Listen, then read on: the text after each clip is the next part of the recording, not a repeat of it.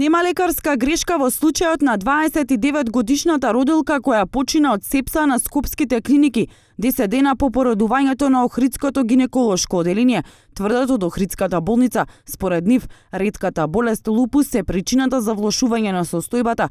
Родилката спаѓала во категоријата ризични пациенти, затоа што од својата 14 годишна возраст боледувала од ретката болест, која може да го зафати секој дел од телото.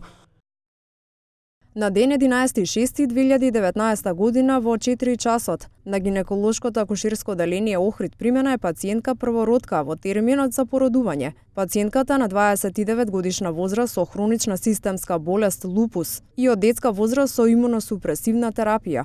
Направен итен царски рез, добиен е жив женски плод во добра состојба.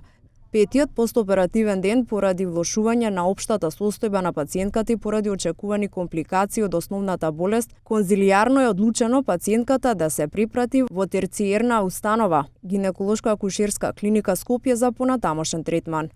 Откако родилката била примена на скопска гинекологија, стручниот колегиум од болницата, врз основа на конзилијарно мислење на тројца гинеколози, абдоминалец и пластичен хирург, одлучиле пациентката да била поставена на машина за дишење. Клиниката за гинекологија и акушерство веднаш е ставена на интензивно лекување во шок соба и суспектна за сепса. Во текот на целиот престој на ГАК е мултидисциплинарно третирана. Од ехо прегледот гинеколозите исклучија гинеколошко страдање. И покрај сите напори на лекарскиот тим, состојбата постојано се влошуваше. Пациентката во исклучително лоша состојба во петокот во 14 часот е префрлена на Карил, каде и починала 2 часа подоцна. Новороденото женско бебе е во добра општа здравствена состојба и се очекува денес да биде предадено на семејството.